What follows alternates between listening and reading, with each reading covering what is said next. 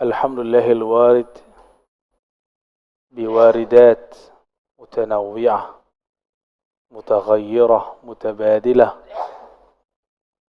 Asyhadu an la ilaha illallah wa asyhadu anna Muhammadan abduhu wa rasuluh.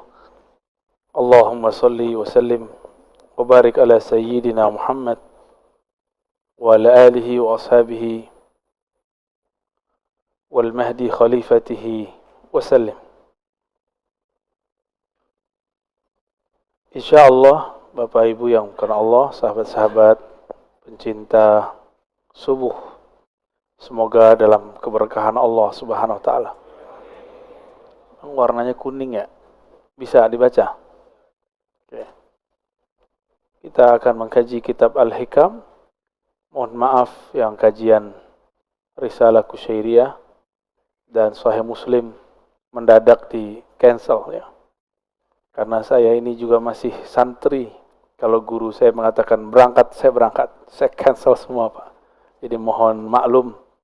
Insya Allah nanti bisa diatur kembali. Insya Allah. Jadinya dipindah tanggal berapa? 30 atau 31 ya.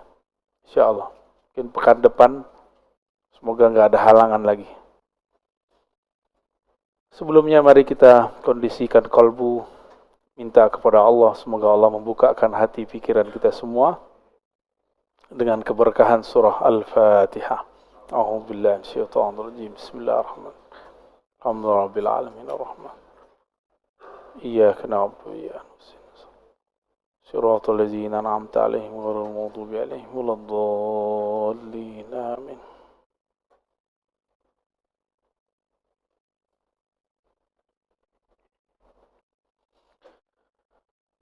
Bisanadina al-muttasil al-imam Nauta'illah qal, dengan sanad keilmuan yang pernah kita ambil dari masyayikh, dari para guru yang bersambung kepada Imam Nauta'illah, beliau mengatakan innama awrada 'alaika al-warida litakuna bihi 'alaihi waridan.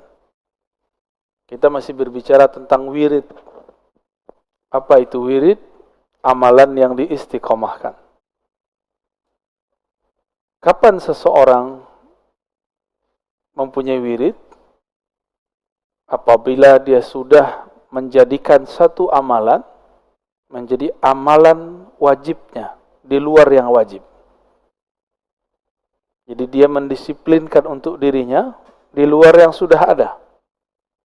Kalau 5 waktu kita sudah tahu. Tapi di luar itu dia melazimkan amal-amal yang tidak dianggap wajib oleh orang awam. Ya, maka disebut wirid. Maka wirid itu bisa berupa amal fisik seperti sholat. Sholat kebetulan di dalamnya ada juga kaul. Ya, ada juga yang amal maliyah. Jadi fisik, badani, fi'li, qauli, ada mali. Ada juga mal, pakai harta. Orang yang rutin setiap hari bersedekah itu jadi wirid. Atau setiap minggu berarti dia berwirid. Setiap bulan berarti dia berwirid. Ada yang menjadikan wiridnya umrah setiap tahun. Ada yang ulama kita menjadikan wiridnya setiap tahun haji. Apapun caranya dia pergi haji. Dulu ada imam-imam kita yang hajinya 60 kali. Umurnya 80, berarti dari umur 20 sampai wafat dia selalu berhaji. Tapi khusus dia, bukan kita ya. Baik. Tapi wirid secara umum amalan bacaan yang kita rutinkan atau amalan fisik yang kita dawamkan. Misalnya teman-teman ini suka puasa Senin Kemis, maka disebut wirid. Ciri-ciri orang sudah punya wirid, selain istiqamah, kalau ketinggalan dia qada. Jadi kalau antum ini malam tadi zikir, ketiduran, qada besoknya. Baru disebut wirid. Jadi kalau masih amalan sunat kok biarin aja, berarti belum jadi wirid. Faham? Ya. punya kebiasaan baca Quran 1 juz sehari. Legirihlah tidak kuat, tidak sanggup, maka diqadha esoknya. Maka ini disebut bacaannya wirid. Pertanyaannya, lebih duluan wirid atau warid? Nah, apa beda wirid dengan warid? Warid itu anugerah yang Allah berikan. Bisa maqam, rasa, hal ya. Getaran saat berzikir. Rasa makna yang muncul dalam berzikir disebut warid. Duluan mana rasa itu datang atau wiridnya duluan? Kalau rasa dulu, itu yang benar. Karena rasa itu datang dahulu, baru kita wirid. Namun karena kolbu ini berpenyakit, rasa itu datang terasa bagi dia hambar. Sebagaimana orang sedang sakit, diberikan makanan terlezat, dianggap itu bikin mual. Coba orang lagi demam, kasih sop daging, mual gak dia? Mual, Pak. Orang yang bukan mempunyai kolbun salim, kolbu yang selamat, diberikan wirid, diberikan zikir, itu kolbunya gak merasakan nikmat. Jangan-jangan kita yang begitu, ya? Kayaknya rata-rata begitu deh ya. Salat subuhnya masih kepikiran kemana-mana soalnya. Jadi warid itu hal ruhani, keadaan ruhani, anugerah rohani yang Allah berikan kepada orang yang berwirid. Bagi orang awam, beramal dulu baru dapat wirid, dapat warid. Itu terbalik. Bagi ulama yang mengenal Allah, karena ada warid turunlah kita dapat berwirid. Masalahnya tadi, kalau hati kotor, hati sakit, tidak bisa menikmati makanan hati. Ilustrasi lainnya, kalau kita masuk masjid dalam keadaan junub, berani nggak? Dalam ilmu kitab ini, kitab hati, kitab hikam, orang yang lalai kepada Allah disebut junub kolbunya. Jadi kita ini junub terus kayaknya ya. Tapi bukan pakai mandi wajib. Dia pakai tobat wajib. Jadi kolbunya dimandikan dengan taubah. Dengan istighfar kepada Allah Subhanahu wa ta'ala. Masih tegang ya? Allahumma salli ala sayyidina. Sayanya yang masih tegang.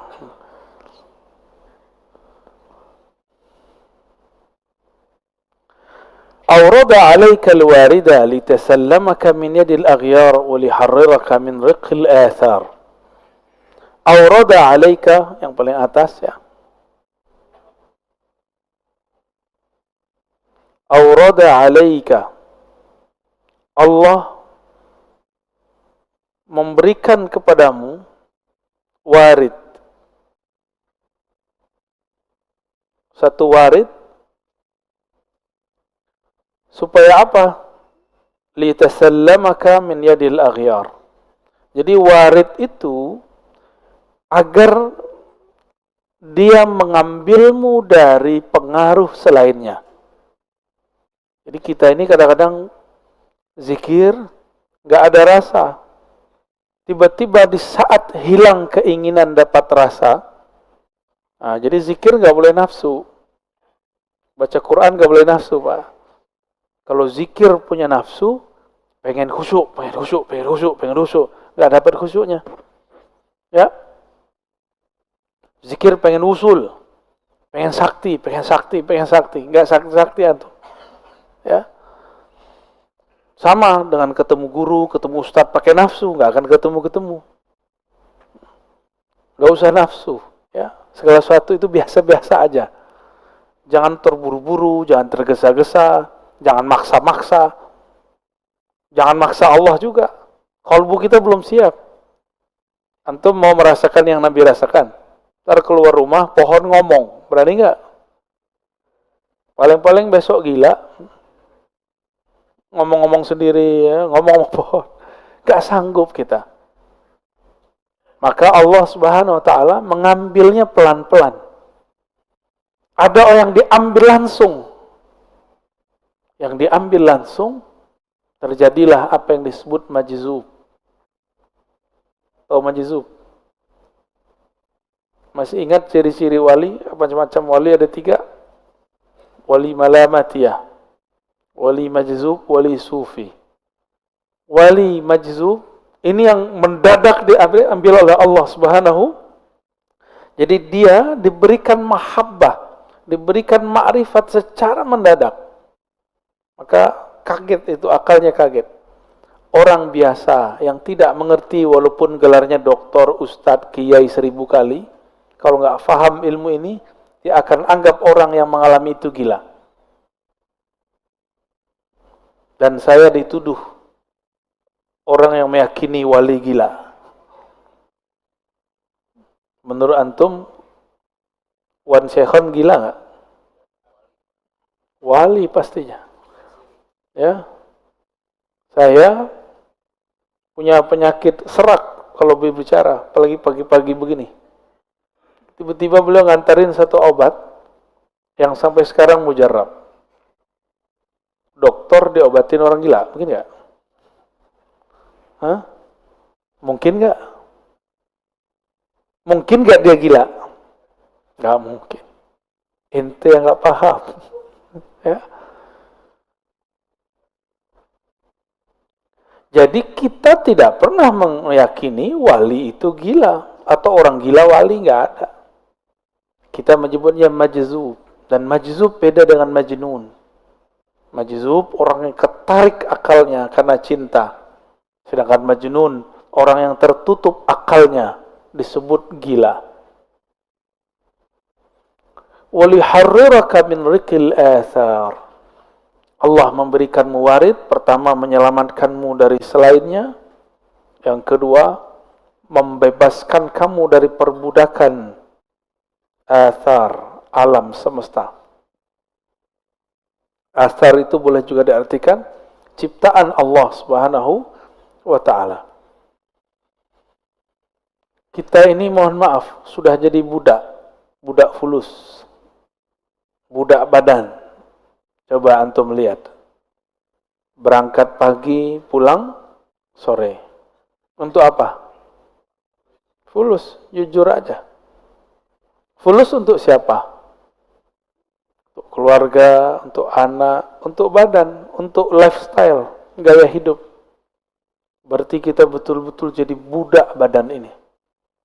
Budak dari pasangan kita sendiri. Mau jadi budak. Ya, budak kalau di Malaysia anak-anak.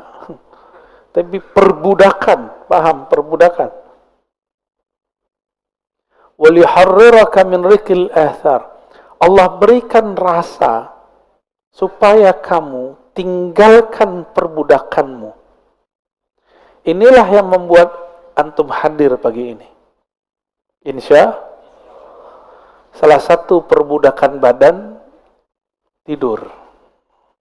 Jadi tidur itu tanda kita tergadaikan oleh tubuh ini. Jadi pengennya jam segini ngapain? Tidur ya. Sama Pak Sio pengen tidur. Tapi kena janji, gak boleh egois. Ya. Doakan saja saya selamat dan sehat selalu. Dan teman-teman yang bersama. Ya. Kalau dihitung-hitung capek Pak. Ngajar itu capek, lelah. Tapi ya, kalau kita pikir lelah, kapan berjuangnya? Ya, itu suara apa itu, Bu? Ya, ditahan. Ya. Yang terganggu bukan saya, orang di depan saya ini, kekasih Bapak Ibu ini.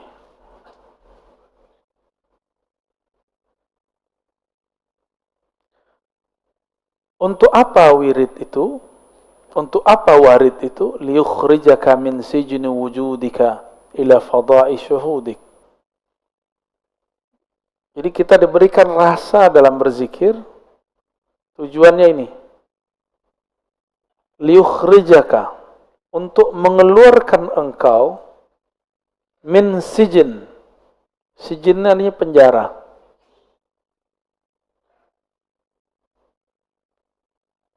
Kemarin saya ketemu dengan ketua rutan di pelosok negeri, di perbatasan Kalimantan Barat dengan Malaysia. Bapaknya baik sekali. Kita disambut benar-benar baik. Sebelum saya keluar, selesai kita ngisi kajian untuk para napi, nggak tahu napi namanya. Tiba-tiba ketua lapasnya, ketua rutan yang ngomong, Ustadz, doakan saya pindah segera. Waktu kajian saya ngomong, semua kita ini terpenjara. Saya tunjuk dia, ini dia terpenjara, ini terpenjara semua. Bedanya, yang lagi ditahan dengan fisiknya. Yang sedang bekerja, dia tahanan pekerjaannya. Tahanan daripada tuannya, atasannya. Benar gak? Suami istri, kalau tidak kenal Allah, tidak cinta Allah dan Rasulnya, menjadi tahanan rumahnya. Coba lihat suami-suami ngomongnya apa? Takut sama istri. Padahal yang benar hormat kepada istri, dua hal yang berbeda. Menghargai istri itu beda sekali. Banyaklah kiai-kiai takut sama istri ya. Kalau kiai sudah takut sama istri, gimana nasib jamaahnya? Kalau kiai sudah takut dengan yang di rumahnya, bagaimana dia berjuang melawan musuh di luar sana? Yang di rumah bukan untuk ditakuti, tapi dicintai dan dihargai, udah sederhana. Dan mereka harus jalannya bersama Allah. Maka bahtera rumah tangga yang bukan karena Allah, bubar aja. Ya, untuk apa dipertahankan, antum akan menjadi budak selama-lamanya. Jadi kalau enggak betul-betul sejalan kepada Allah, enggak usah dipertahankan. Satu mau kemana, satu mau kemana. Tapi saya yakin orang yang jatuh cinta, jika berbicara dengan cinta, dia mudah dibawa kepada Allah Subhanahu wa ta'ala. Maka di rumah jangan keras-keras Pak ya. Mentang-mentang udah ngaji hikam terus kamu harus berwirid. Jangan begitu, biasa aja. Ya. Dalam ilmu keruhanian, kita tidak boleh memaksa seseorang yang di luar dirinya. Maka wiridnya murid seorang santri itu ngaji. Kalau muridnya seorang pegawai, maka dia dikasih wirid doa berangkat dan doa pulang, tapi disisipkan di tengahnya. Wirid kamu yang hakiki adalah bekerja dengan jujur dan amanah. Itu wirid paling tinggi bagi orang bekerja. Bagi pemimpin-pemimpin, itu wiridnya adalah amal, amanah dan adil. Kalau wirid saya, ngajar dengan ikhlas. Ikhlasnya itu yang berat Pak, ngajarnya gampang. Ya. Tapi kalau sudah ikhlas, tidak ada lagi yang berat. Kenapa ikhlas itu berat? Karena pakai akal, diakal-akali. Tapi kalau sudah dengan ruhani, maka tiada hambatan. Bapak Ibu ini kan sudah bekerja, itu dengan hatinya. Maka tahu-tahu sudah 10 tahun bekerja ya. Tahu-tahu udah 15 tahun bekerja. Tahu-tahu udah beruban, tahu-tahu udah jadi kakek nenek. Bener. Saking cintanya sama pekerjaan lupa. Saya mau tanya, Bapak sudah nikah berapa tahun? Iya. Coba dikenang awal nikah, Pak. Langsung teringat? Sebentar nggak? Sebentar, berarti Bapak cinta sama istri. Ya, alhamdulillah. Ente udah hamim. Anak berapa? Rasanya berapa tahun? Ya, rasanya nikah udah berapa lama? Bentar. Berarti dia cinta sama bininya kan? Bapak buka tuh bajunya ada tatonya tuh. Galak-galak begitu ternyata hatinya lembut ya. Kadang-kadang yang keras itu orang berserban kayak berkopiah kayak saya nih. Dia kan berserbannya belakangan nih ya. Kadang-kadang orang beragama, taat itu lebih keras, lebih kaku daripada orang-orang yang tubuhnya sudah bermaksiat, sudah bertato. Lebih gampang tersentuh kadang. Karena orang taat nih, sok taat. Kalau sudah ada sok sedikit, susah masuk ilmu. Allah berikan warid, rasa nikmat berzikir, kecanduan ngaji, itu warid. Antum merasa nikmat ngaji, ada lapang rasa dalam pikiran, itu warid paling mahal. Lebih gede daripada wirid 70.000 kali zikir. Lebih gede daripada sholat 1000 rakaat. Lah kok tiba-tiba ada jamaah, saat syuruk dia sholat dulu, ustadznya lagi ngomong. Berarti dia nggak dapat warid lagi ngaji. Dia beramal pakai nafsu, pengen dapat amalan, pahalanya, umroh dan haji gratis. Ya, padahal ngaji lebih utama daripada itu. Antum belajar satu bab, ini udah 2 bab nih. Itu sama dengan 1000 rakaat. Syuruk cuma 2 rakaat. Tuh, cerdas nggak orang begitu? Tapi di banyak masjid saya melihat begitu. Karena umat diajarkan mengejar pahala, bukan mengejar ma'rifat, bukan mengejar ilmu. Umat diajarkan mengejar benefit. Keuntungan. Kalau kamu begini, kamu dapat ini. Kamu begini, dapat ini. Ilmu begitu, tambah akhir zaman, tambah tinggal orang. Ya, maka para asatis, para ustadz, kita cerita motivasi dengan pahala seperlunya. Mulai cerdaskan umat. Jangan perbodoh umat dengan benefit pahala. Itu anak kecil begitu. Anak kita dulu atau kecil diiming-iming orang tua.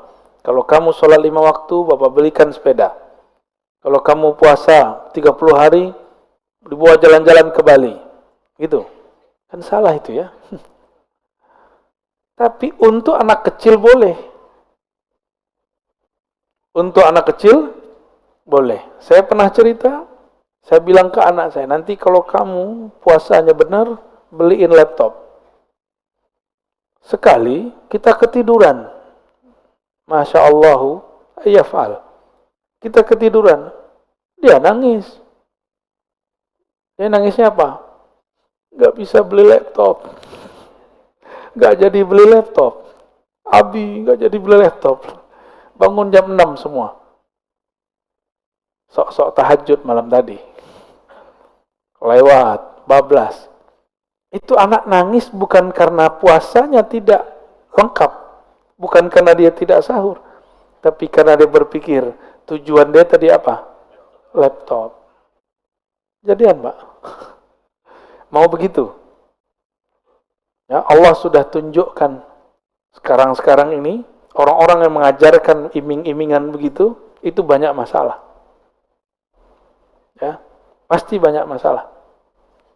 Kita doakan mereka, para asatis yang mengajarkan itu. Semoga Allah angkat lagi derajatnya ke derajat yang di atas itu. Biar dia tidak selama-lamanya membodoh-bodohkan umat. Ya.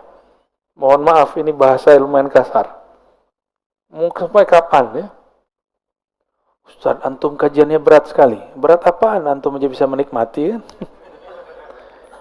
Berat tapi jelas nggak apa-apa daripada udah ringan menyesatkan.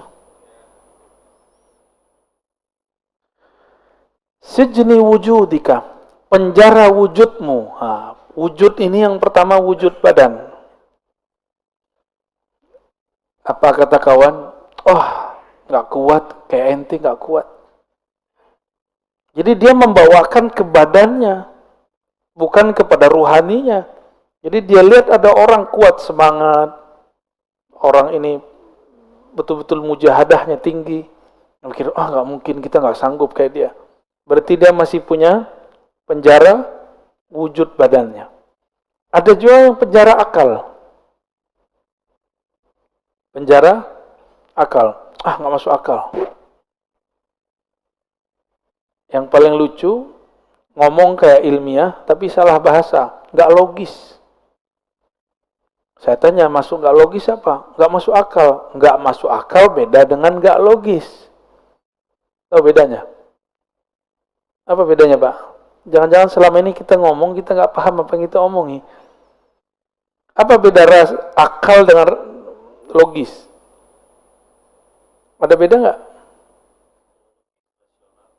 Nah, logis. Logis itu dari kata logos.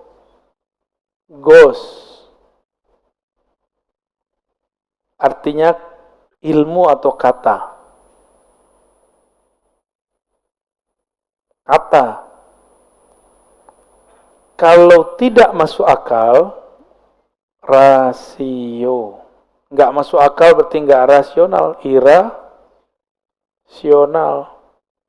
Beda nggak? Nggak logis berarti struktur katanya yang masalah. Kalau nggak masuk akal berarti akal nggak sanggup mencernanya. Bisa bedain? Api tidak membakar Nabi Ibrahim. Itu masuk ke mana? Irasional. Beneran. Akal antum berarti kecil. Hah? Berarti di Quran ada yang nggak masuk akal dong. Nggak masuk akal atau akal antum nggak sanggup? Kalah sama orang Banten nih. Di Banten biasa aja orang ini badannya pakai api nggak kebakar. Masa Nabi Ibrahim aja ente nggak bisa paham? Berarti rasionya yang kurang terlatih. Ya, rasio itu yang kita sebut akal. Akalnya kurang cerdas itu aja. Ya, mohon maaf ya. Semua di Quran masuk akal nggak? Seharusnya. Terus ketika saya turunkan satu-satu tadi, Nabi Ibrahim tidak terbakar. Terus nggak masuk akal? Justru itulah akal yang sebenarnya. Akal yang Allah mau itu akal yang sanggup memahami api tidak membakar itu gimana caranya. Gimana? Mulai ngebul. Ya, jadi jangan sembarangan ngomong nggak logis. Ya. Nggak logis itu nggak sesuai dengan struktur kata-kata atau ilmu. Ini istilahnya orang hukum. Orang hukum tuh ngomong, argumen Anda tidak logis. Baru pas. Ya, coba kan ada persidangan nih tiap minggu yang masuk ke YouTube hasil-hasilnya. Lalu banyak komentator-komentatornya. Itu mereka berbicara di bab logis. Nah, seorang hakim itu membaca kelogisan seseorang. Walaupun dia benar, nggak logis salah. Walaupun dia salah, kalau dia bisa melogiskan, dia benar. Nabi sendiri yang ngomong. Jadi kata Nabi, aku ini cuma manusia. Kalau kalian bawa sesuatu dengan hujah yang logis, aku pasti percaya. Aku menangkan di pengadilan. Itu Nabi yang ngomong. Maka banyak kasus dari zaman Rasulullah, karena orangnya tidak bisa membawa hujah, dia gagal di pengadilan. Bukan berarti pengadilannya nggak adil. Pengadilannya adil secara logis. Tapi mungkin nggak adil secara perasaan. Gitu. Ya. Jadi versi orang awam itu beda. Keadilan dengan versi ahli hukum. Itu berbeda, Pak. Jadi jangan-jangan selama ini kita bilang nggak adil itu versi kejahilan kita. Ya. Di zaman Rasul kejadian kok. Memang Nabi nggak kasyaf, Nabi kasyaf. Jangankan Nabi, Imam Abu Ishaq Asy-Syirazi habis memutus, ada dua orang datang saling tuduh-menuduh masalah maling. Kalahlah orang kedua, padahal dia tidak salah. Besok bakal dipotong tangannya. Subuh-subuh seperti ini, tar siang mau dipotong. Imam Abu Ishaq Asy-Syirazi mimpi bertemu Rasulullah SAW. Apa kata Rasulullah SAW? Wahai Abu Ishaq, akhta'ta, kamu salah. Sebenarnya yang maling yang pertama, yang kedua tidak dapat bawa hujah. Bangun tidur, beliau tidak merevisi hasil keputusannya. Karena secara bukti yang dapat bawa bukti siapa? Kadang kalau ilmu itu, pengadilan itu pakai perasaan, hancur Pak pengadilan. Jadi di pengadilan itu pakai bukti. Meskipun antum ini benar, nggak bisa bawa bukti, lewat. Nggak usah begitu, orang menikah aja begitu. Kawan kita tiba-tiba dicerai sama suaminya, padahal dia nggak pernah ikut pengadilan. Ternyata itu si suaminya bisa merekayasa pakai orang dibayar seakan-akan udah selesai, tahu-tahu surat udah turun. Bisa begitu Pak. Jadi hakim cuma baca indikator yang datang kepada dia. Tapi karena orang komentar sekarang di luar ilmunya, seakan-akan dia menguasai semua ilmu. Jadi beda logis dengan masuk akal, beda ya. Penjara akal, penjara ketika akalnya masih belum dicerahkan, diberi cahaya oleh cahaya ilmu Allah Subhanahu wa ta'ala. Maka akalnya akan menghambat. Gak masuk akal nih. Masa bisa begitu? Masa bisa Isra Mi'raj sampai ke langit? Nah, itu penjara akal tuh. Kita punya seorang guru dulu, dia gak punya kerjaan, Pak. Menurut kasat mata. Tapi dia ngajar. Kita lupa ngajar itu juga pekerjaan. Bedanya, kalau kita kerja untuk bos kita, dia kerja untuk Allah yang jamin dia. Lebih banyak mobilnya dari orang yang kerja untuk dunia. Lebih banyak tanahnya. Orang datang, Pak Kiai, saya mau kasih tanah. Pakai syarat, tidak, bil 10 hektar, 10 hektar. Orang kerja 50 tahun, 1 hektar pun tidak dapat ya.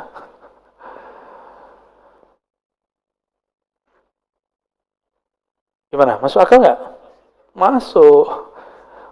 Berarti akalnya sudah mulai oke ya.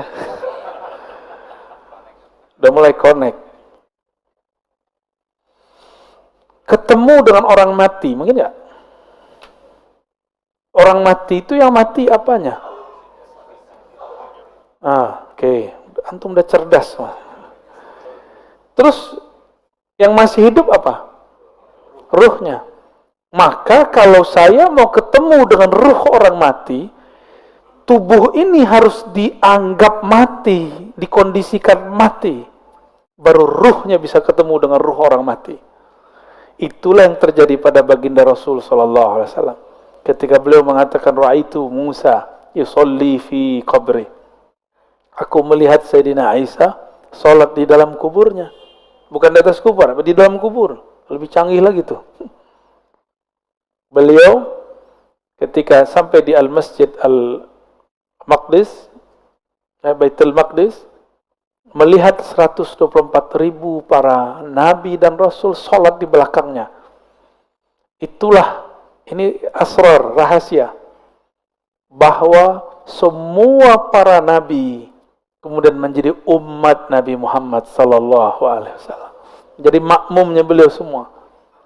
Maka wajar beliau mengatakan, itu Nabi Ibrahim pun butuh syafaatku baru bisa masuk surga. Apalagi kalian, ya, sok-sokan baru tahajud berapa tahun, ya.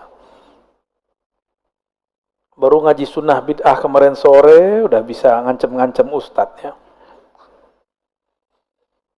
Saya bersaksi di akhirat, Anda ini sesat. Emang ente sempat jadi saksi?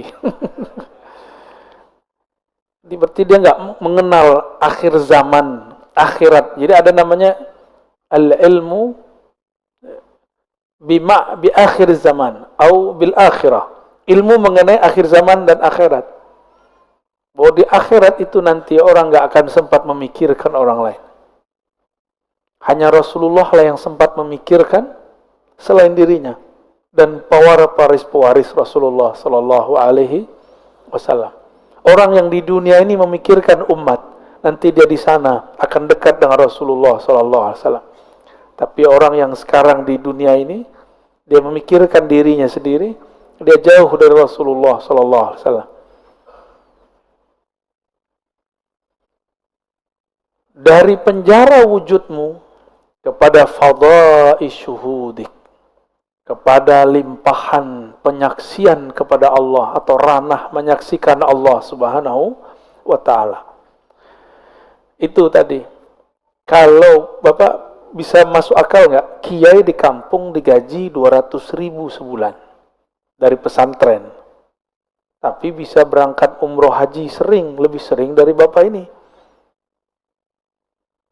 Tiba-tiba mobilnya ganti terus. Gajinya 200.000 sebulan. Seperti yang saya katakan tadi, tanahnya tambah terus. Orang nitip, orang ngasih. Bisa begitu. Gajinya cuma 200. Tapi karena dia kerja untuk Allah, bukan untuk tuannya, maka Allah Subhanahu wa ta'ala kayakan dia. Yang tadinya, kalau coba pikirin Mbak, kerja 24 jam. Jadi kiai kan kerja 24 jam. Baru mau tidur, tiba-tiba gedor-gedor. Pak Kiai, sakarat. Tolong ditalkin. Mau tidur, udah lama gak ketemu istrinya. Baru senang-senang dengan istrinya, tiba-tiba gedor-gedor lagi. Pak Ustadz, ada yang kesurupan. Wah, Ustadznya dukun kali ya. Akhirnya datanglah ke sana. Selesai, dikasih amplop TKS. Terima kasih Ustadz. Gak dikasih apa-apa. Tapi si Ustadz bekerja untuk Allah. Allah yang jamin dia. Percaya bahwa keberkahan bukan pada angka-angka. Keberkahan ada karena orang memandang Allah Subhanahu wa ta'ala. Ya. Saya kalau pikir-pikir di pesantren atau di kampus ngajar, malas kita Pak. Tapi kita pikirkan keberkahan, Masya Allah. Ya, ada aja. Dan keberkahan itu milik mutlak Allah Subhanahu wa ta'ala. Dan dia bisa kirim lewat benda apa saja. Di saat kapan saja. Gimana? Yakin anaknya mau jadi kader jadi kiai? Gaji 200.000 sebulan. Baik. Jadi untuk apa wirid? Warid itu memerdekakan kamu dari perbudakan selain Allah Subhanahu wa ta'ala. Sebenarnya di kolbu ini ada penjara. Sebelum masuk ke dalam kolbu ada penjara, namanya penjara cahaya. Jadi orang kalau masuk ke situ, dia sudah merdeka dari yang sebelumnya, tapi masuk ke penjara baru. Ini ada teksnya di sini ya. Al-anwar matayal qulubi wal asrar. Al-anwar, apa arti anwar? Cahaya. Ada namanya anwar? Ada ya? Anwar. Cahaya-cahaya itu matayal qulub. Mataya itu boleh diartikan kendaraan. Cahaya itu adalah kendaraan untuk kolbu dan sir. Ini kolbu, ini sir ya. Apa arti sir? Jadi kolbu kita itu ada lapisan-lapisannya. Lapisan terdalam sebelum masuk ke ranah ruh namanya sir. Ya.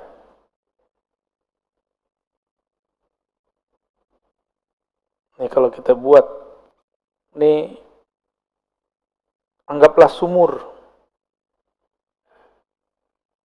Ini sumur kolbu.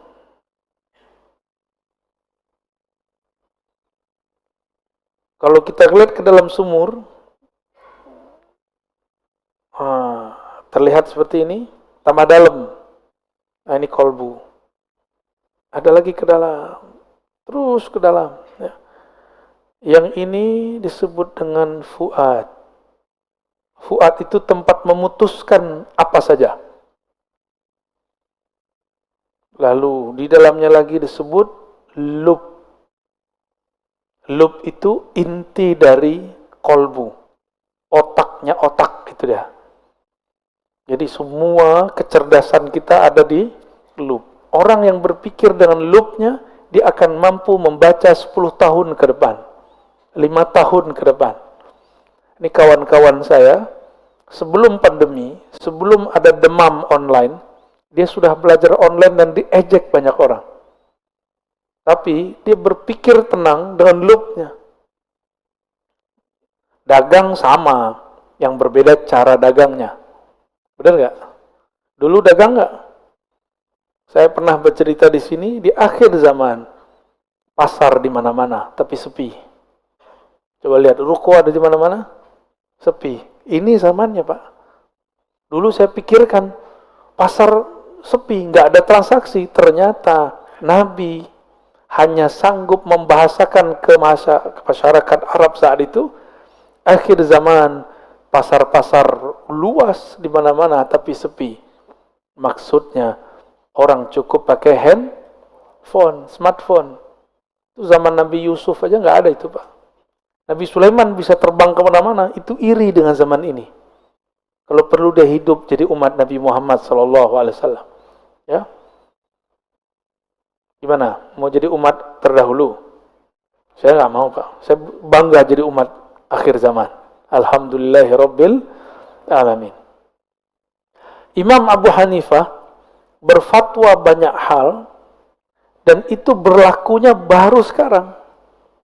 Zakat fitrah boleh dengan yang senilai, boleh dengan fulus, boleh dengan yang senilai. Misalnya, kita pakai pencet-pencet jadi nggak? Ya, mohon maaf nih para kiai yang sangat setia dengan mazhabnya, mazhab jadulnya. Saya ini juga bermazhab Syafi'i, tapi Syafi'i usuli, bukan Syafi'i furu'i. Syafi'i manhaj, bukan Syafi'i qauli. Apa bedanya? Syafi'i manhaji, kita meminjam manhajnya Imam Syafi'i, kita pakai. Bisa jadi beda hasil qaulnya. Kita ambil teorinya, tapi beda datanya. Data beliau kan zaman dulu, data kita sekarang beda. Teorinya boleh sama. Apa nanti perbedaannya? Coba lihat, ribet nggak? Mohon maaf ya. Kita datang ke kiai, ke ustadz atau panitia zakat, beli beras. Beli beras, Pak Kiai, Pak Ustadz, saya mau zakat, belilah. Terus serahin lagi, saya mau zakat. Ribet nggak? Hari begini masih begitu. Itu beras paling 2 cuma 3 diputar-putar. Intinya pakai duit toh. Tapi begitulah ulama ahli fikih menjaga keorisinalitas pemikiran mereka. Cuma saya nggak sepakat kalau harus saklek. Sekarang zaman orang lagi di mobil, lagi di pesawat, di mana bisa pencet-pencet jadi. Lalu kenapa kita harus mempersulit? Maka jika ada waktu, lakukan itu. Lakukan, anterin beras. Jika tidak ada waktu, kita ambil yang baru ini. Jadi nggak boleh saklek juga, nggak boleh juga menghina yang lama. Ya, yang lama kita pertahankan jika memungkinkan. Jika tidak, kita terima yang baru. Itu orang punya loop. Di dalam inilah namanya ruh. Qalbu ini, supaya dia bergerak, masuk ke dalam fuad, dia harus pakai cahaya. Cahaya apa? Cahaya ma'rifatullah. Cahaya mengenal Allah Subhanahu wa ta'ala. Saya boleh sebut ini boleh kita sebut dengan, kalau ada smartphone, ini smart apa? Kolbu. Kalau smart kolbu, di dalamnya pasti ada memori, server, ada Play Store, apa kalau Apple itu apa? App Store. Ini juga ada Kolbu Store. Bukan store, Pak. Apa yang terjadi di sana? Allah menurunkan di dalamnya rahasia-rahasia, ilmu pengetahuan. Kenapa ilmunya para ustadz mentok? Ngaji itu yang diulang-ulang. Karena ilmunya terbatas pada yang tertulis atau yang didengar. Atau pada hafalannya. Kalau dia punya smart kolbu, aktif. Ada pulsanya, ada paketnya. Kan beda paket, beda hasil, Pak. Ya. Atau dia nggak punya, dia cuma punya jaringan wifi. Maka dia aktifkan, dia dekat kepada sumber, maka dia bisa mendownload. Orang yang bisa merasakan ini, inilah yang disebut laduni. Jadi paham laduni itu apa? Masuk. Bisa dipahami. Jadi laduni itu nggak aneh-aneh, Pak. Laduni itu bukan berarti kepala dikeplak-keplak terus masuk ilmu, itu enggak. Ambil kitab terus gini, masukin, enggak begitu. Zikir 70.000 kali dapat laduni, enggak. Laduni itu bukan orang banyak zikir, orang banyak baca. Laduni itu ketika si kolbu tahu dari mana dia menggali. Kolbu menggali dari buku, atau kolbu menggali dari lub dan sirnya. Kalau dia menggali dari lubnya, dia bisa memprediksi masa depan. Jika dia menggali dari sirnya, dia dapat membaca rahasia apa saja di alam semesta. Kalau pakai ruh, nggak ada batas, unlimited. Itulah rohani Rasulullah Sallallahu Alaihi Wasallam. Jadi yang pakai ruh itu cuma Rasulullah. Para nabi paling sampai lub. Para nabi, Pak. Jadi 124.000 para nabi itu paling tinggi cuma lub dan sir. Lubnya dan sirnya. Oh, ini ada satu sini lagi ya.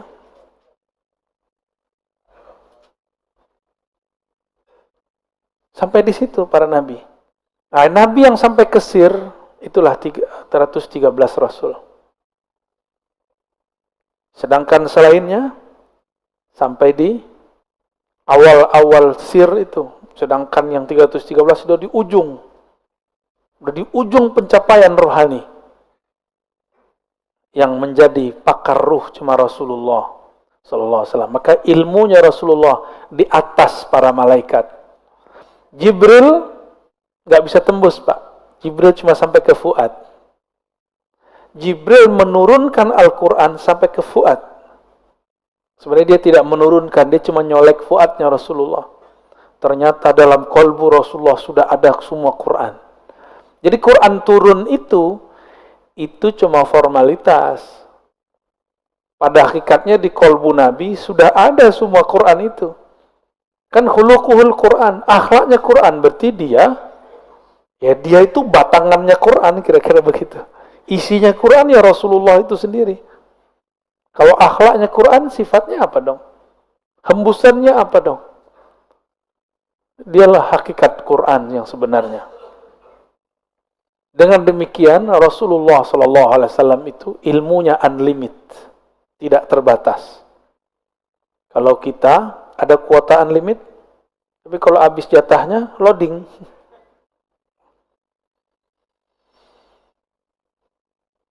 Smart kolbu inilah kolbunya para wali, kolbunya para nabi.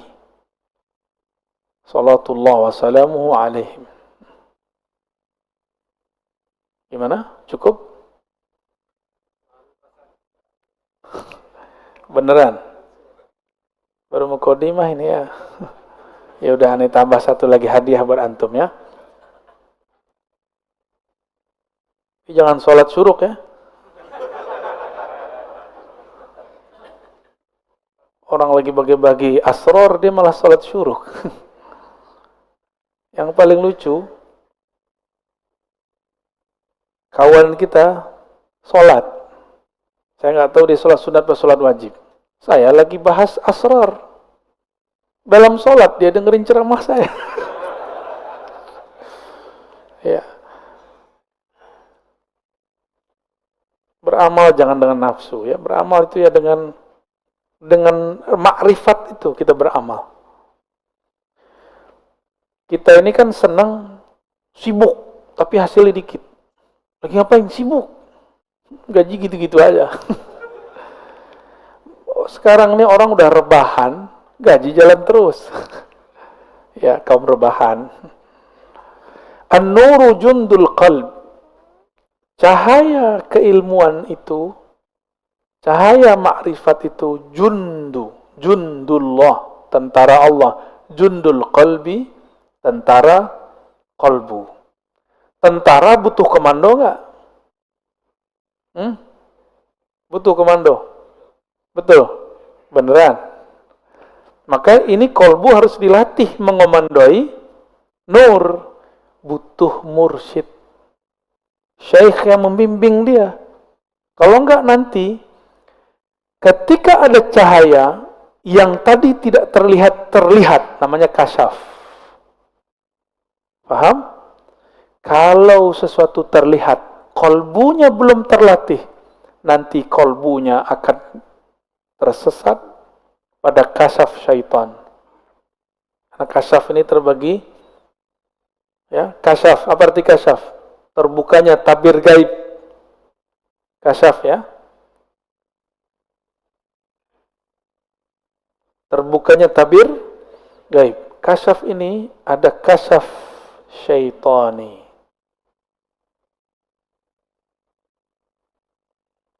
Bukan Pak Tony ya. Jangan tersinggung nanti Pak Tony.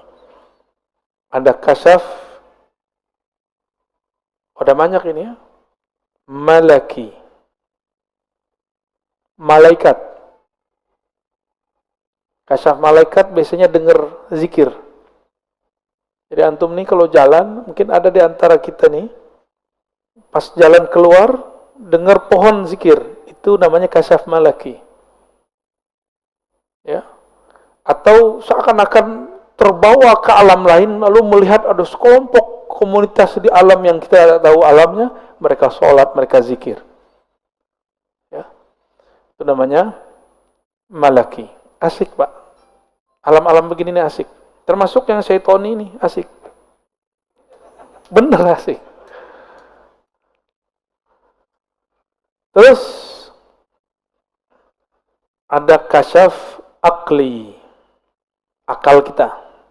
Yang paling tinggi kasyaf ilahi. Apa perbedaannya? Antara ini kita hapus saja ya. Syaitani dan ilahi. Perbedaannya cuma satu.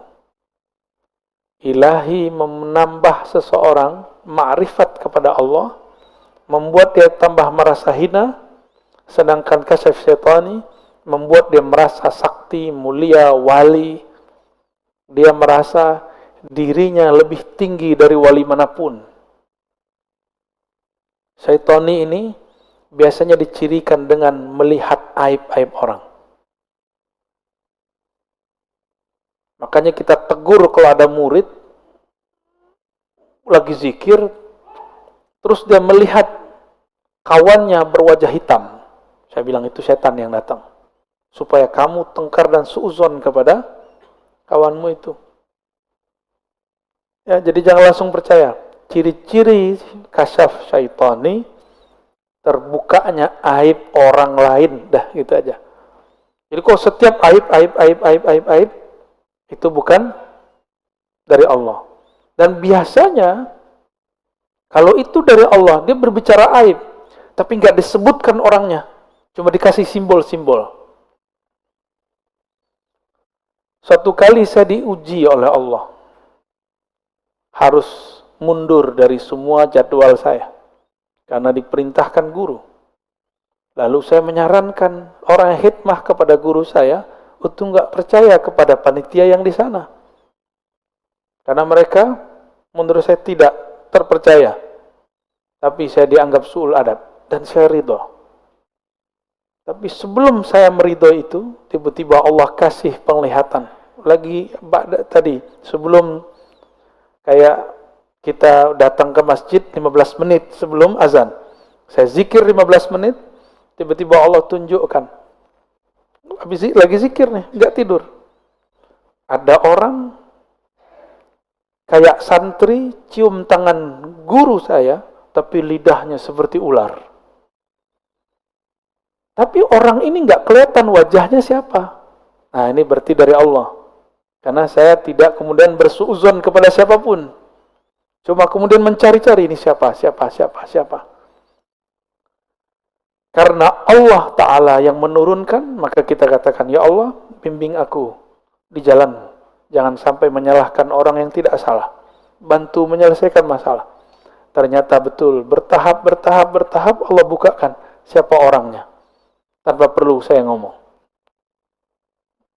Jadi kalau kasyaf dari Allah, nggak bisa direncanakan, Pak. Penciriannya apa yang paling penting? Tidak menyebutkan aib seseorang secara jelas. Gitu ya. Nanti antum nih, zikir. Tiba-tiba ngelihat di jidat kawan kita ada noda hitam. Nah, itu dari setan tuh. Ya. Itu dari syaitan. Pastikan dari setan. Karena jelas ada orang di situ. Tapi kalau kita tiba-tiba melihat ada sesuatu, orang lagi zikir, tapi kepalanya berubah, tapi kita nggak tahu siapa orangnya. Tunggu aja, nanti juga ada.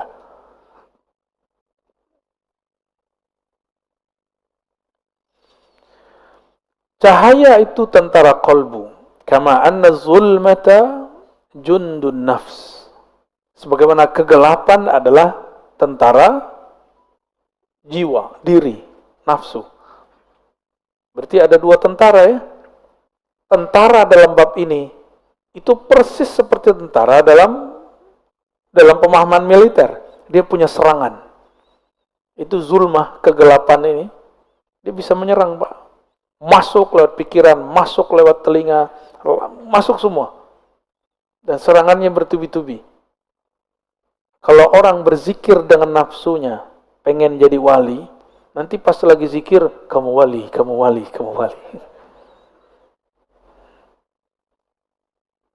فَإِذَا أَرَضَ اللَّهُ أَنْ يَنْصُرَ عَبْدَهُ أَمَدَّهُ بِجُنُودِ الْأَنْوَارِ. Ciri-ciri orang yang diselamatkan Allah, Allah kirim tentara cahaya, tentara ma'rifat, tentara laduni.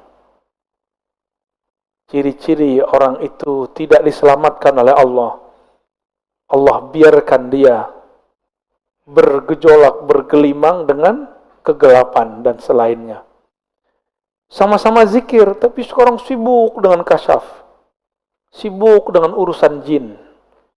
Sibuk dengan urusan-urusan yang menghalangi dia kepada Allah Subhanahu wa taala. Berarti dia sedang terjebak pada madadaz zulmi wal aghyar, dan itu banyak Pak dari dulu. Dari dulu orang-orang yang ingin belajar zikir terhalang di bab ini. Sama-sama melihat yang gaib. Bedanya yang ini asyik dengan kegaibannya, sedangkan yang pertama ini asyik dengan yang maha gaib. Allah Subhanahu. Yang gaib-gaib itu asyik ya. Kalau dulu anak kecil petak umpet, cari yang nggak kelihatan, kan gaib juga. Petak umpetnya ahli zikir, pengen cari-cari khadamnya orang. Cek nih. Cek. Wah, kamu punya khadam nih 1000.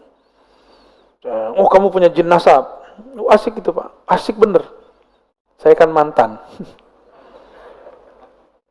Ntar cek lagi. Wah, ini cincinnya ada isinya nih. Nah, saya di sini aja.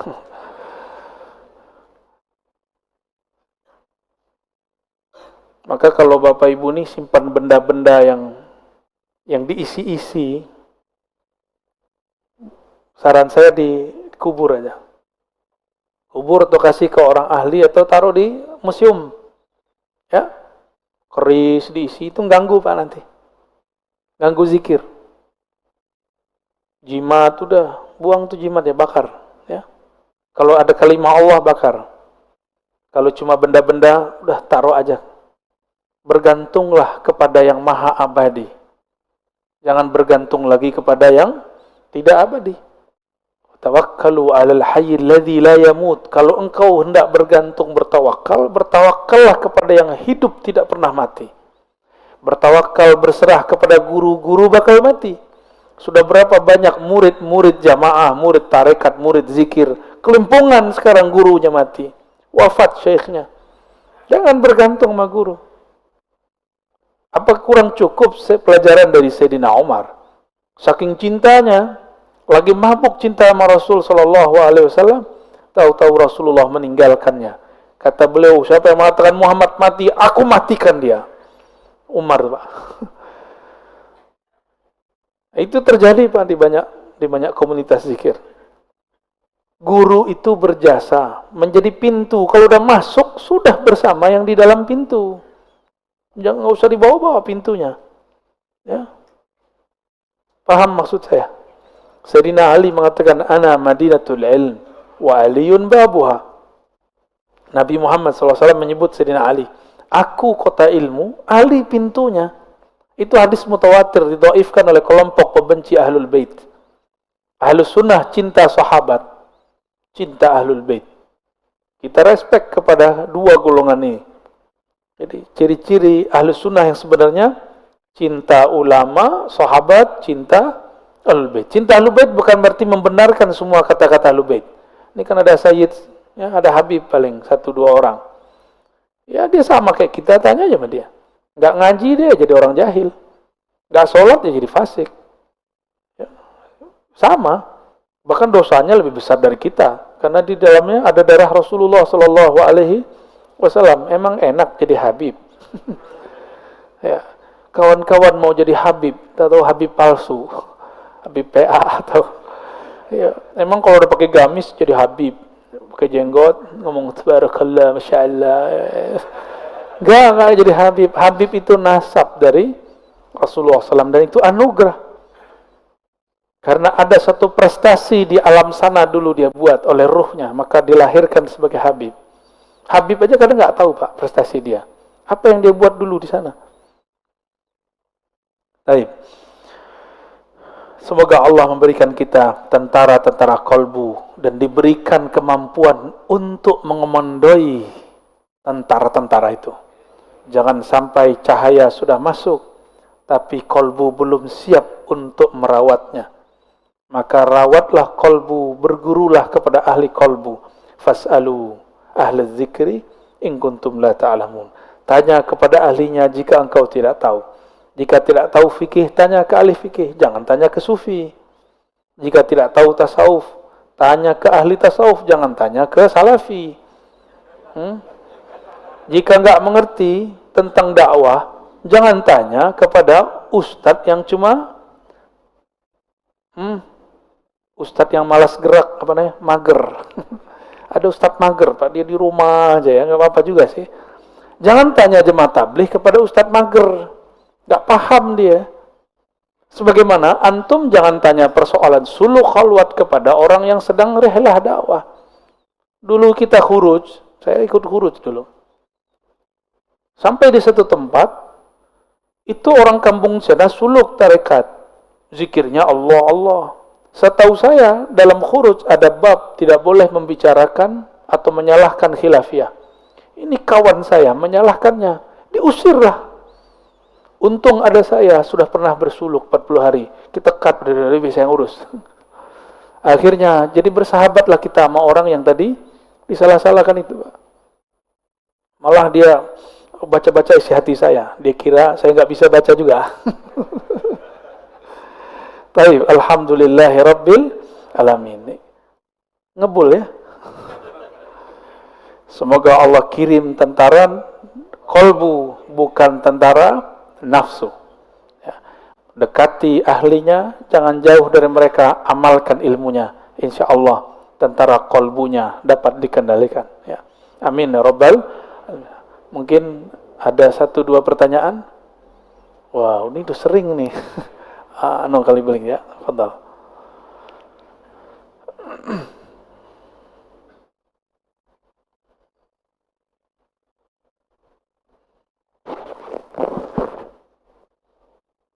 Assalamualaikum warahmatullahi wabarakatuh.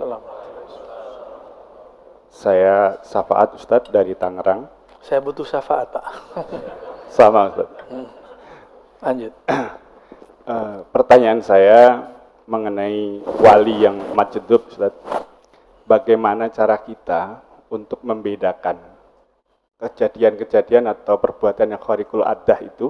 Kan orang-orang lain juga kadang-kadang melakukan. Tapi kalau wali majdub ini ya juga melakukan seperti itu. Tapi untuk kita membedakan mana yang kita bisa kategorikan sebagai wali majdub dan khariqul adah yang tidak termasuk. Itu yang pertama. Yang kedua, ya katakanlah kayak Wan Sekhan, Habib Ja'far dan sebagainya itu. Di antara beliau-beliau ini kan ya kejadiannya perbuatannya emang khariqul adah semua.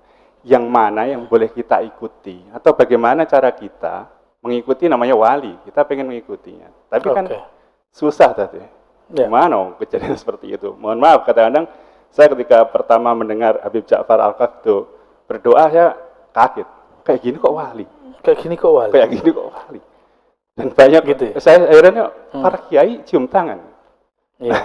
itu seperti itu. Maksudnya kita mana yang harus kita ikuti? Baik. Syukran Ustaz. Assalamualaikum warahmatullahi wabarakatuh. Teman saya terjebak oleh kata-kata gitu, Pak. Kayak gini kok wali. Jadi wali versi Bapak syafaat apa? Sorban. Dia doang yang wali, Pak. Ya. Tapi ente besok jangan tanggalin serbannya, tetap begitu ya. Kita bayangin wali itu tengah hutan, sendiri, ya gak seru, Pak. Jangan bayangin wali itu orang yang sendiri, gak punya nafsu, enggak. Nabi istrinya 9, bukan berarti hatinya kotor. Nabi Sulaiman punya kekuasaan di timur, di barat, bukan berarti dia cinta dunia. Istrinya 400, gundiknya 1000. Bukan berarti dia bukan kekasih Allah, gak ada urusannya. Menurut kita nih, apalagi ibu-ibu ini ya, mohon maaf ibu-ibu, kita mikirin, masa wali bininya banyak? Jadi kita konsepnya wali itu nggak ada nafsu. Kalau kayak gitu batal dong kenabian Nabi Muhammad SAW. Batal dong kenabian Nabi Sulaiman, kenabian Nabi Daud, istrinya banyak. Wali itu jangan pakai konsep kita. Wali itu pakai konsep yang punya kewalian. Siapa yang punya kewalian? Allah. Nah itu rekil athar juga tuh ya. Budak asumsi, paradigma. Jadi tolong jangan pikirkan wali itu semuanya kemana-mana pakai tasbih, terus pakai tongkat. Subhanallah. Enggak, Pak. Sesekali saya meniru itu. Malam tadi kita kajian di Tangerang, saya pakai tongkat. Tapi enggak selalu, biar Bapak juga tahu bahwa itu bukan semuanya wali begitu. Kita mah wali murid ya. Benar enggak wali murid? Udah pasti. Sama wali anak kita sendiri ya. Wali menurut Allah itu apa? Ala inna awliya Allah la khawfun alaihim wa la hum yahzanun. Wali Allah itu tidak ada hazannya, tidak ada khaufnya. Jadi wali nih. Ini kan kita punya konsep macam-macam. Nah, ujungnya ada 2 karakter dia.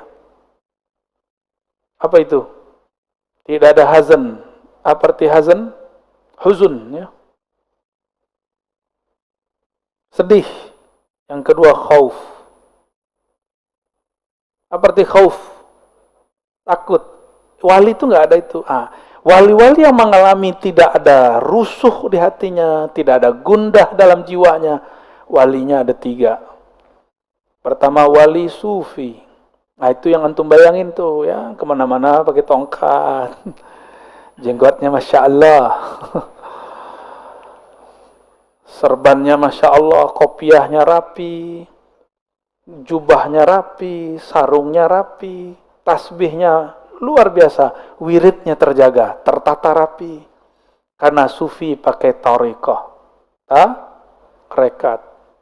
Ya. Ada wali yang kedua. Ini sufi itu jadi wali. Zahirnya karena riyadhah dan mujahadah. Zahirnya, batinnya tetap Allah. Karena dia rajin berzikir, berwirid, maka dengan asbab keberkahan itu Allah angkat dia jadi wali. Ada wali yang kita sebut tadi apa? Majzub. Majzub ini wali mahabbah. Ya, love. Orang kalau sudah jatuh cinta, hilang nggak akal sehatnya? Nah, ini cintanya bukan sama awewe. Ini cintanya sama yang ciptakan kecantikan perempuan itu. Gimana? Kita mabuk loh sama perempuan cantik. Benar nggak, Pak? Sebagaimana mbak-mbak itu juga mabuk sama bapak yang jelek-jelek ini.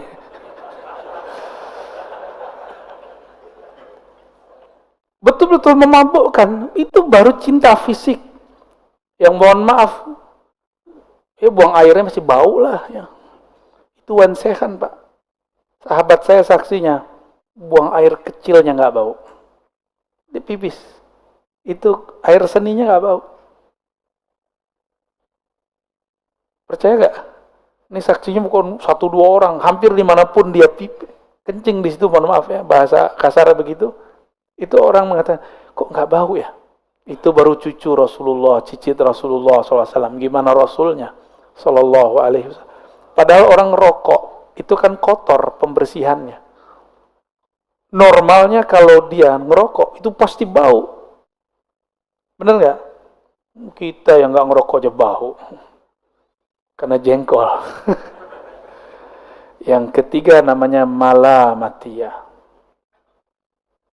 Malamatiyah ini ada satu thariqat di Turki namanya Malamatiyah. Tapi bukan itu.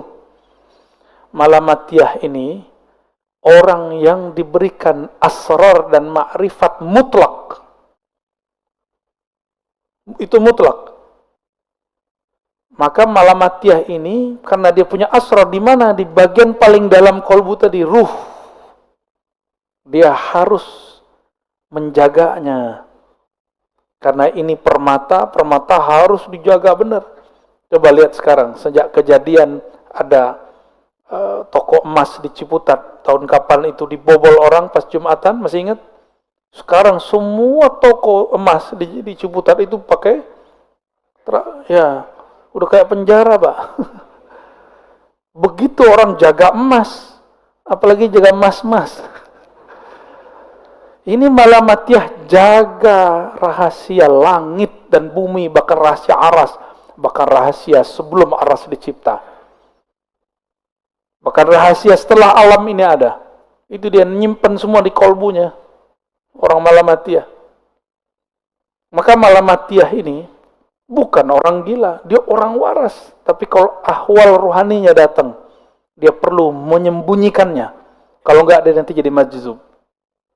Maka Malamatiyah ini orang yang paling pintar bersembunyi dalam rupa yang banyak. Beda dengan munafik. Munafik menyembunyikan kebusukan. Kalau ini menyembunyikan keindahan, keharuman. Tapi kalau wali Allah, kekasih Allah, dia bisa mencium bau itu. Walaupun ditutup dengan penampilan, dengan maksiat yang luar biasa, dia bisa mencium bau itu. Ini yang terjadi pada Salahuddin Al-Ayyubi.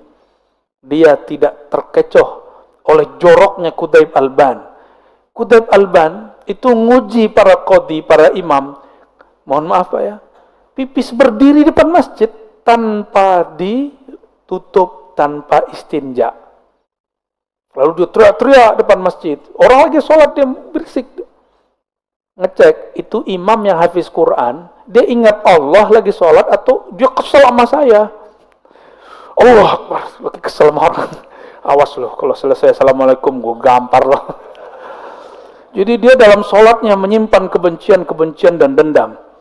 Dan dia sudah merencanakan makar dalam sholat. Banyak orang begitu, ya. Orang kayak gitu, sholatnya merasa sok diterima, ya salam. Habis itu dengan sholat yang kacau itu dia berani bentak orang. Kau ganggu sholat saya. Bukan sholatmu yang terganggu, hatimu yang banyak gangguan. Ini contoh. Kita kalau di bus trans, atau di MRT, atau di pesawat, asik main handphone. Orang mau berisik di samping gimana? Nggak ngaruh. Karena mainannya ada dan dia tahu cara memainkan mainannya. Maka saya sarankan antum, kenali smart kolbunya. Biar pencet-pencetnya tahu. Biar nge-game-nya asik. Orang mau bom kiri kanan, dia masih asik pakai game kolbu. Mau orang kiri kanan berisik, dia nggak ada gangguan. Karena kolbunya sudah smart. Ya, itulah kolbu sufi, kolbu majzub, kolbu malamatiyah.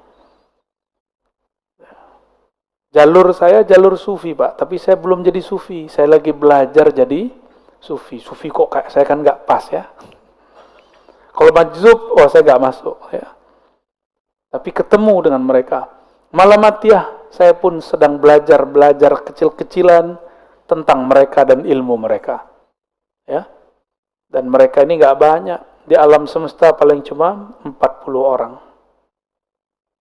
Dikit. Ya, 40 orang paling. Kalau majzub, sama nggak banyak juga. Meninggal Abah Syekhon, saya nggak tahu lagi ntar. Antum mau? Kita usulkan. Baik. Yang kedua tadi apa? Pertanyaan. Terjawab semua ya? Yang diikuti sufi. Malamatiyah itu kalau dia lagi buka tirainya jadi sufi. Gitu. Jadi Malamatiyah ini dia bisa berbaju majzub, bisa berbaju sufi, bisa berbaju semua thariqah dia. Nanti antum kaget-kaget aja nggak pernah nyantri tapi ngomongnya lebih cerdas dari kiai yang nyantri 30 tahun. Ada orang nyantri 30 tahun? Nggak ada, anehnya nggak nyampe. Orang cuma di pesantren 15 tahun. Saya nggak ngerti ilmu ma'rifat akhir zaman. Sampai Allah kasih hadiah pandemi. Maka saya mulai belajar kepada orang-orang Malamatiyah. Ribet Pak awal ketemu ya. Kita ini kan orang syariat. Ngaji hadis 11 tahun. Jadi membaca tuh hadis mana nih? Dia pakai hadis mana nih? Begitu terus. Jadi saya kalau screening orang pakai hadis. Wah, ini bukan ahli hadis nih, ahli hadas nih. Sekali ketemu orang Malamatiyah, Masya Allah, saya malu kepada Allah. Dia nanya, oh kamu ya orang yang hafal 4.000 hadis itu? Dia ngomong gitu, ini kan muji. Ini orang nggak pernah ngomong selama itu dengan orang-orang sekitar. Kok giliran sama saya, dia mau ngomong. Ternyata Allah kirim dia untuk membersihkan kesombongan saya belajar hadis. Pertanyaannya gitu, kita kan senang Pak dipuji gitu. Kamu ya yang hafal hadis itu. Kayaknya pengen mau bilang iya. Tahu-tahu batin saya bilang, hati-hati, kamu dijebak. Kamu lagi diuji. Akhirnya saya jawab, enggak kok. Sok-sok suci, sok tawadu. Paling cuma berapa Ki gitu. Bang, bos, saya manggil dia, saya lupa. Saya manggil dia apa ya. Orangnya jarang ketemu. Rambutnya dikuncir kayak celananya pendek Pak, lebih tinggi dari isbal, ketutup sedikit lah bagian lutut itu. Ngomongnya langsung nyodok ke dalam jantung saya. Dia tak kasih pertanyaan lagi, oh kamu itu yang dokter pinter? Salah. Saya bilang, ya saya dokter terbaik. Wadah, kenapa? Disertasi saya dicetak, ya, karena habis sudah kalau ya. Tapi kita hantam lagi. Jadi batin ini ternyata bisa dialog dengan batin. Malam itu cuma ngomong dengan beliau 15 menit sampai 20 menit. Tapi itu membersihkan hijab 15 tahun. Hijab merasa pakar hadis. Cuma 15 menit dibersihkan untuk masalah yang sudah terkubur 15 tahun. Yang ketemu saya, sebelum saya ketemu dia, pasti bilang Ar-Razi itu sombong. Betul Pak, saya merasakan kesombongan itu. Waduh, saya nggak bisa cerita, saya bersyukur ketemu orang begitu. Jadi jangan-jangan orang yang muji kita itu sedang, ya Allah membersihkan atau menjeblosin sekalian. Jadi ujian itu dua aja, kamu lolos, kamu tidak lolos. Tapi tenang, kalau nggak lolos sekali kan bisa maju lagi. Rahmat Allah kan luas. Jadi nggak usah khawatir Pak ya, syafaat antum. Oke, cukup lah ya, udah jam 6:30. Untuk yang udah ngangkat tangan, terima kasih. Insya Allah lain waktu kita jawab lagi. Kalau tidak ada halangan, akhir bulan ini, bukan depan berarti ya, kita ngaji ba'da maghrib Risalah Kusyairiyah, ba'da isya Sahih Muslim. Kata orang siapa bilang ya, orang belajar tarikat sufi tidak bisa ngaji hadis ya. Tapi bukan untuk sama mereka, untuk kita ngaji hadisnya ya. Allahumma salli ala Sayyidina Muhammad wa ala Sayyidina Muhammad. Ila hadratin Nabi Mustafa sallallahu alaihi wasallam wa li sadatina al-awliya as-sufiyyin wal majzumin wal malamatiyya wa a'immati as-sufiyya wa a'immati al-muhaddithin wal mutakallimin min ahli sunnati wal jamaah wal fuqaha al-arba'ah wa sadatina al-ulama wa sadatina al-mursyidin murabbiyin والمريدين والحذرين والحاضرات الفاتحة أعوذ بالله من الشيطان بسم الله الرحمن الرحيم إياك نعبد وإياك نستعين صراط الذين أنعمت عليهم غير المغضوب عليهم ولا الضالين اللهم يا رحمن الرحيم يا منزل الفاتحة وهي yang menurunkan surat Al-Fatihah salli ala Sayyidina Al-Fatih, sampaikan salam kami kepada Sayyidina Al-Fatih, Nabi kami yang memegang Fatihnya langit dan bumi, Fatih pembukanya surga. Allahumma balligh salamana wa tahiyyatana ilaih, wa balligh mahabbatana wa syauqana ilaih. Ya Allah, sampaikan salam rindu kami, salam cinta kami kepada baginda Nabi Muhammad sallallahu alaihi wasallam. Salatu wassalamu alaika ya sayyidana ya Rasulullah. Salam beribu kali salam wahai baginda Rasul, semoga tercurah kepada hadirat Engkau. Jawablah salam kami, wahai Rasulullah. Terima kami sebagai umatmu, wahai Rasulullah. Terima kami sebagai ikhwanmu di akhir zaman. Allahumma ya Ghaffar ya Ghafur, ya man huwa alimun bidatis sudur. Wahai yang maha mengetahui dosa-dosa kami, aib-aib kami, masa lalu kami. Ampunilah semua kedurhakaan kami. Engkaulah yang maha berkuasa untuk merubah kami. Maka rubahlah kami ya Allah dari pemaksiat jadi orang taat. Dari orang taat yang sombong menjadi orang taat yang tawadu. Dari orang berilmu yang merasa dia berilmu menjadi orang berilmu yang merasa ilmunya berasal daripada Engkau. Allahumma ya nur, ya man huwa nurun ala nur. Wahai pemilik cahaya, jika matahari penyebab hidupnya tumbuh-tumbuhan dan manusia bahkan hewan di muka bumi, maka Engkaulah pemilik cahaya.